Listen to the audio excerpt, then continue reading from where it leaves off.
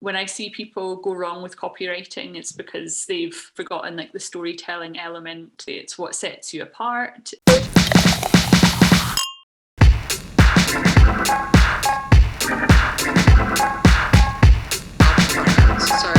it's both of those things that make up a great product page. And just in terms of any writing that you do on your website, to make sure that when you read it over, it's clear and concise. Alex will agree with me. Most of our copywriters' work is taking words out because short is usually better. And you want to just be able to keep people's attention. When it comes to copy, they don't want to see these huge walls of text. People want to see things nicely broken up into paragraphs with bullet points and all of those things. So think about the readability of your work as well. I want to say that I've read, you guys can correct me if I'm wrong, that they say most of the time we should be writing at, I forget what grade level. It's like 4th grade or 8th grade or something like that. Like it's really low, like the type of words, like the language that we should be writing with, because otherwise people just get like cross-eyed. For sure. I mean, it might depend on your audience. Maybe you've got like a super smart audience and they're using all these fancy words. But I mean, if you've got an online store, most of the people coming there, they're coming to shop, so keep it simple. I don't know. Yeah. So Alex did mention this a little bit about your brand story, and I know one of the main places where you get into that on your site is on your about page, which we did say is a good place to focus. So when it comes to your brand story and storytelling, like why is that even something that e-commerce brands should be thinking about it? Why is storytelling important for an e-commerce business? I love this question so much. And we don't spend enough time thinking about like the stories that we're telling, but we're human beings. We love stories. Like over and over again, research and study shows that we don't really do so well with facts and like straight up information. It's like overwhelming and overloaded, but we connect with stories. We're like hardwired in our brain for stories, from like all of human history. Yeah. Give me a story. I want it. And it's how we come together, and it's how we communicate. And I think that when I see people go wrong with copywriting, it's because they've got to do it, and they've maybe done it in a rush, and they've forgotten like the storytelling element.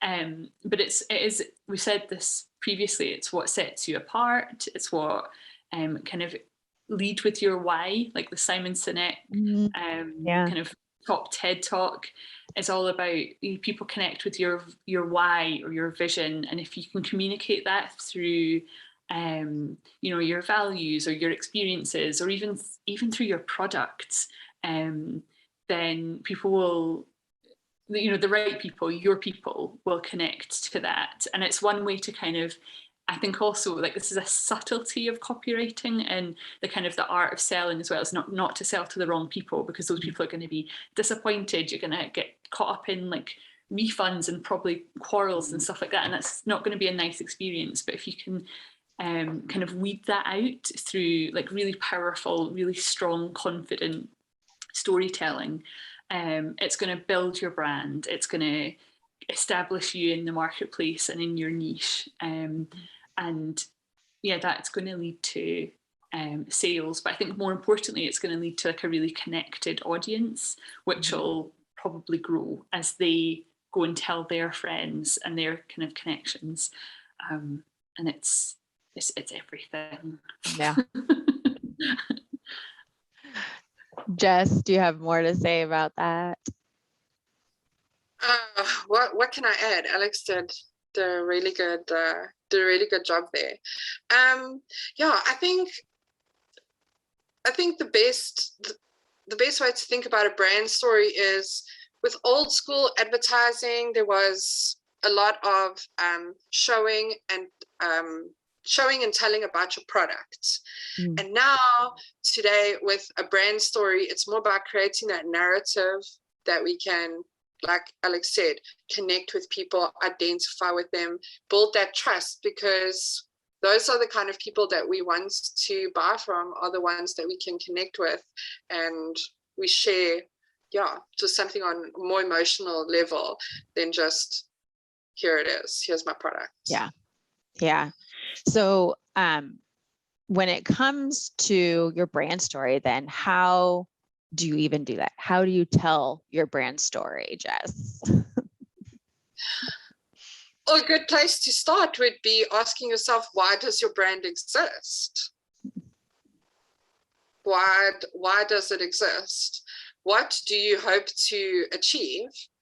And then, the beginning, where you are now and where you want to go in the future. That would probably be a good place to start. But defining your why. Right, like Alex was saying, and I don't know if you guys have heard this too, like the practice of like asking why like 5 times, like you have to ask why 5 times to get to like the real thing. So like the real, so do that with your business. Like ask yourself, okay, why? And then once you have that, why again? Why that? And to get down to the bottom of it.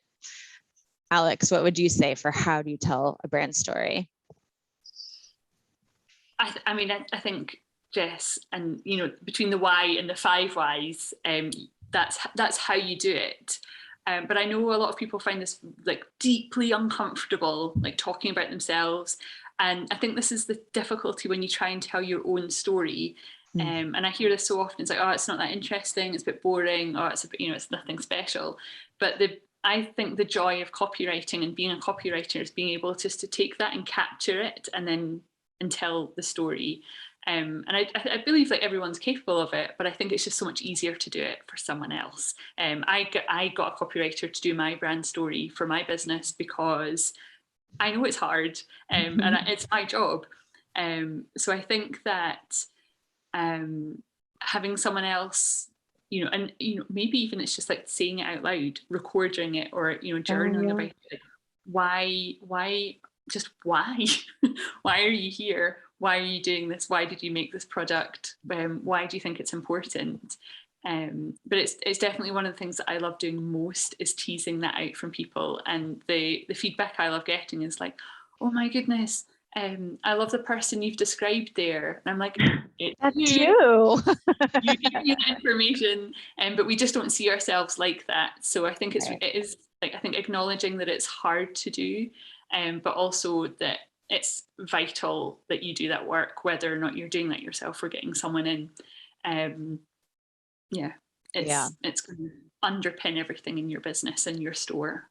Yeah, I know that Jess, you work with our one-on-one clients. You work with them in developing that about page, which kind of captures a bit of the brand story. What are some of and this wasn't a question on the list ahead of time, so sorry. I'm throwing this one at you. But what are some of like the biggest like challenges or roadblocks that come up as you work with our clients in developing that you help them work through? Like, are there common like patterns that you see from one client to another? Well, one common thing that I see is that people are really scared, or not, scared, I don't know, might be the right word, of writing about themselves. Like Alex was saying, it's very, very difficult. It's not an easy thing to do. People struggle to I think it's easy for you to tell a story, but sometimes the hard part is going back and breaking that out and then forming it in a way where everything flows together. Because sometimes when you're just thinking about something, it just comes out. You need to go back and make it easy for the reader. Another thing I would say that I see a lot is people getting way too specific with the details. Like, it happened this many years ago, and then it was for 5 months, and then there's too many characters in the story. You don't know what's going on. Really keeping it simple, and just trying to remember what your core messages that you want to get across. Yeah. And yeah, for about pages, we do have a blog about that as well. That's actually got a really cool template. So I always find as a copywriter, it's easier to start if you have a template. Yeah. If you know something. Right.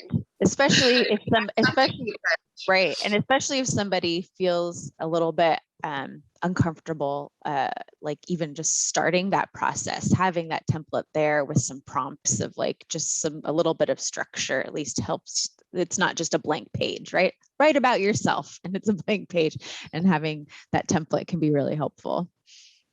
I would also say that another thing I commonly see is people writing about themselves in the third person, which sounds very, very strange, and it's strange to read for someone else.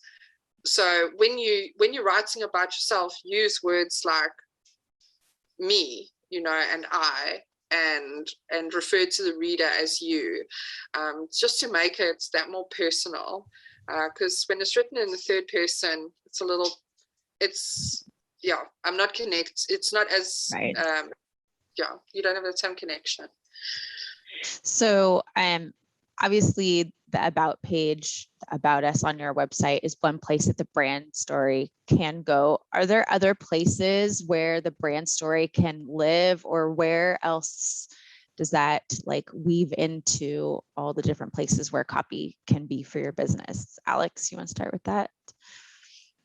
I mean, I want to say you just like sprinkle it through your website. And I think that's the art of copywriting, is being able to take a snippet or like just a snapshot or a feeling that's in your brand story, and be able to communicate that kind of in your blog posts or in your social media posts or in your product pages. I think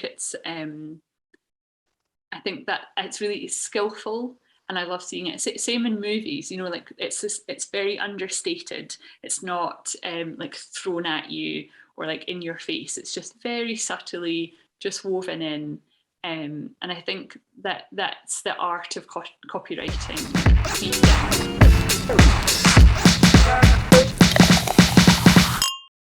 Need more? Check out the blog at hotmessblog.com. And don't forget to subscribe to our channel too. Cheers!